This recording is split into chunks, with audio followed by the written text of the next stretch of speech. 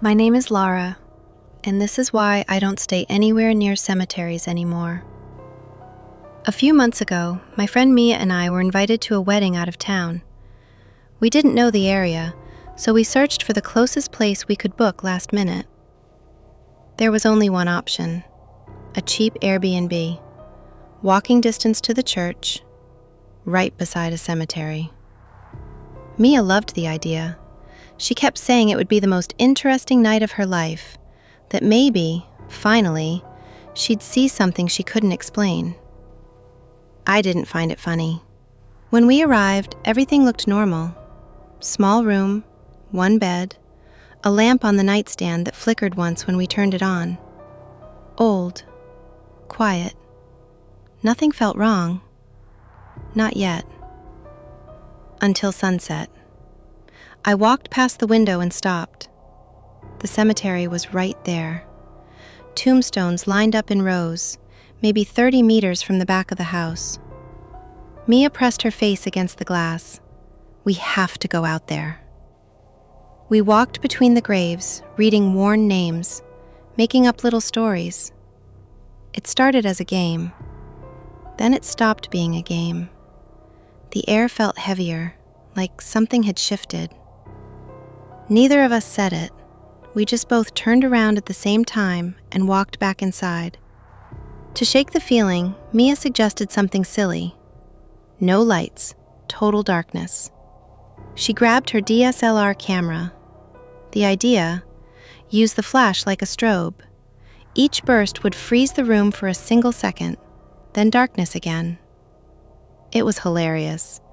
Every shot caught us mid-jump, arms flailing, faces twisted into ridiculous expressions. The flash, the freeze, the dark. Over and over. "Okay, last one," Mia said, catching her breath. She stepped into the middle of the room. I raised the camera and focused on her. Everything was pitch black. I pressed the shutter. The flash went off. For a split second, the entire room lit up. And I saw him, right behind her. A man, pale, still, too close. His face was just there, looking straight at me. My chest dropped. I didn't think. I didn't breathe. I screamed, "Mia!" The camera slipped from my hands as I lunged forward and grabbed her arm hard. She stumbled, confused. I dragged her toward the door, my heart slamming so hard I could barely hear anything else. I couldn't stop screaming. We burst out of the house barefoot, nearly tripping over each other as we ran into the street. We didn't stop. Not at the gate, not at the road. We just kept running until we reached a small convenience store down the street. Lights buzzing, people staring at us like we were crazy. Only then did I let go of her. My hands were shaking so badly I could barely speak. "There was a man," I said. "Right behind you. He was right there." Mia stared at me, trying to process it. I looked back at the camera lying in my hands. I didn't even remember picking it up. Slowly, I turned it on. My fingers felt numb as I opened the gallery. The last photo loaded. I turned the screen toward her. Mia leaned in. At first, she didn't react. Then her face changed. All the color drained out. "That's..." Her voice cracked. "That's behind me." The photo was clear. The photo was exactly what I saw.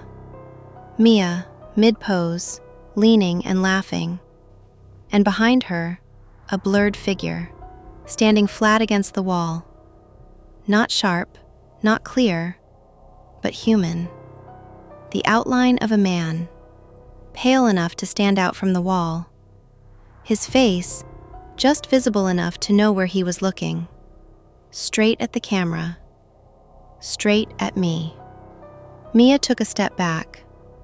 Neither of us spoke. We didn't go back that night. We found another place, farther away. Neither of us slept. In the morning, we went back to get our things. The room looked the same. Same wall, same bed. Nothing behind it. No sign anyone had been there.